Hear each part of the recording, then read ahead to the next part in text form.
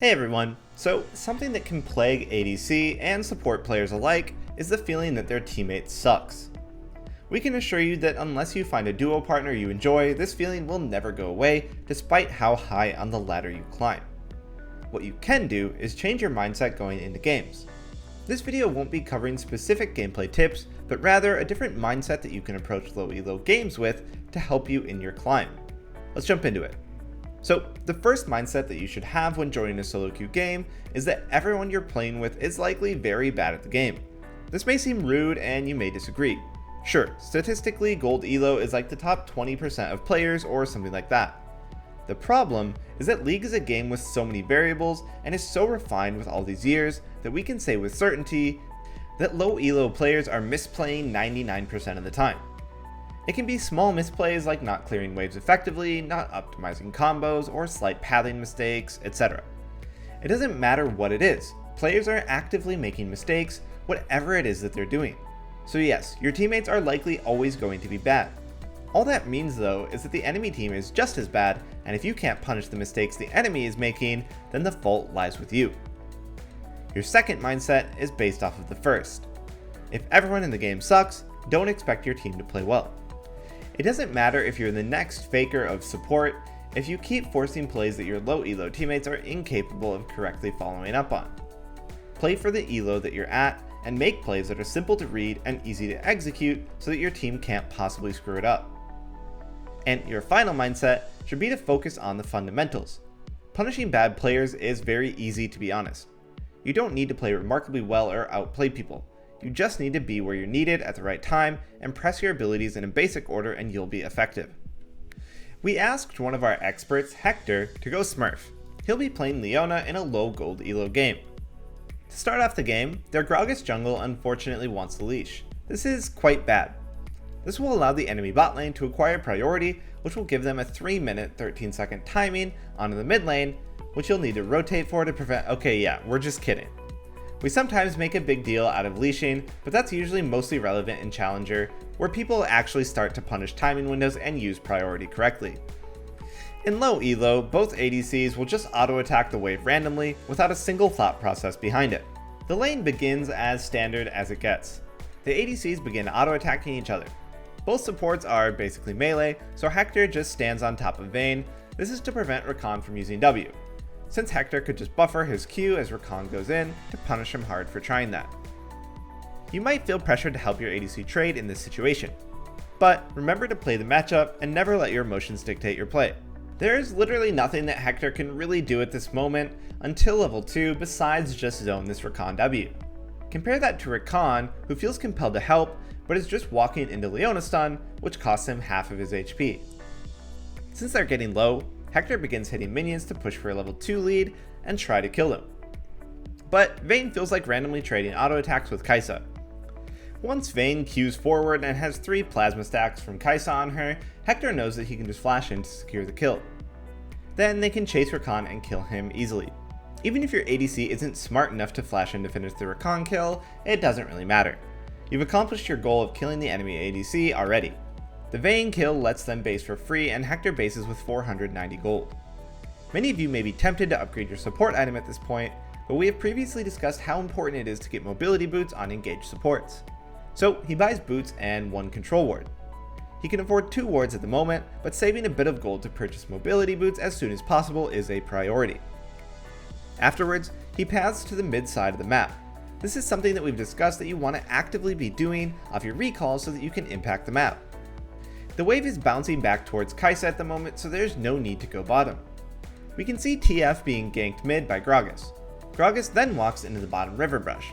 TF then immediately face checks that bush, so he dies.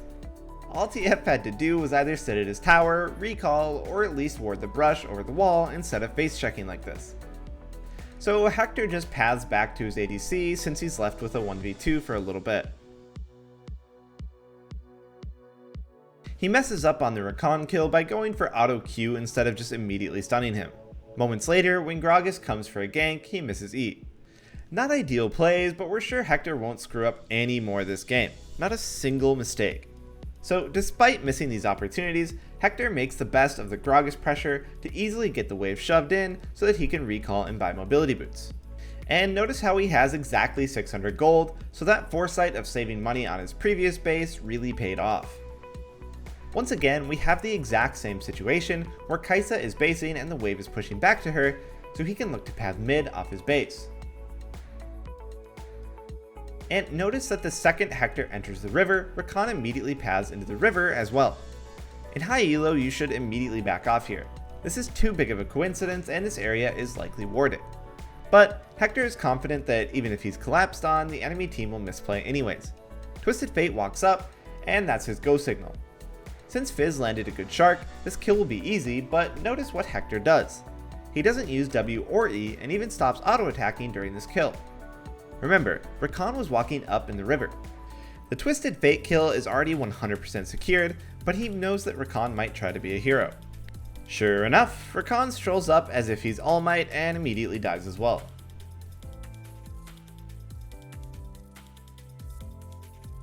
Now that Rakan is dead, Vayne is isolated, so Hector paths bottom. We can see Kai'Sa and Vayne fighting on the minimap.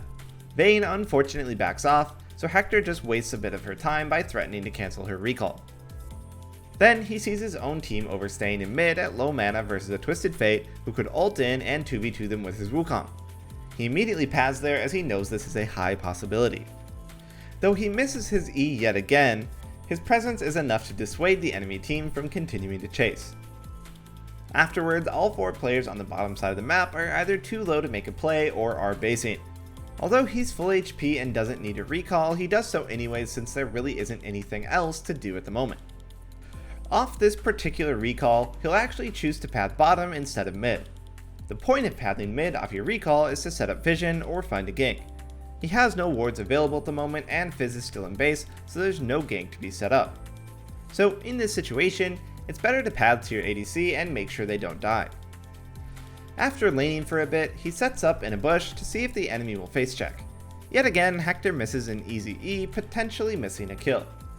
Not to worry though, Rakan randomly goes in while Leona Q was still active and dies instantly again.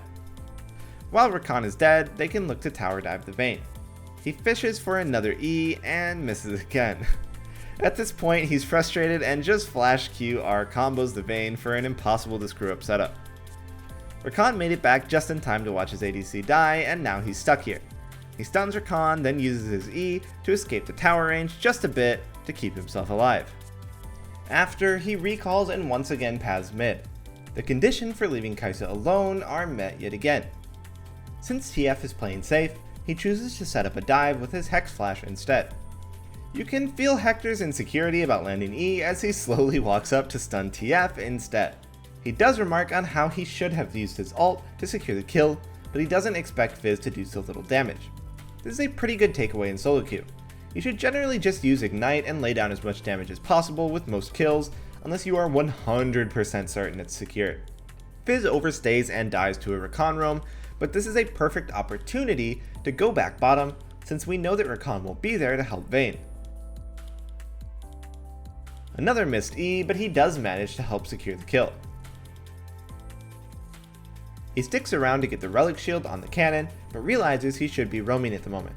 This is something else that we've covered, where you shouldn't stay and hit tower with your ADC if they don't need you to. For this next roam, let's take a look at it from the enemy team's perspective to drive home our point. During this engagement, we can clearly see Hector running it straight to top lane through mid. Then Fizz clears the mid wave and disappears from the map. He's not hitting the tower, and he's not padding bottom since we would see him on the ward if he did.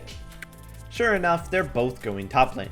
As Gragas dies, Hector backs off to go mid, and maybe make something happen there, since there's absolutely no way the enemy team stays. Of course they stay. He uses his Oracle Lens to see if any wards are put down. Of course there aren't, and thus they get the jump on Rakan and TF.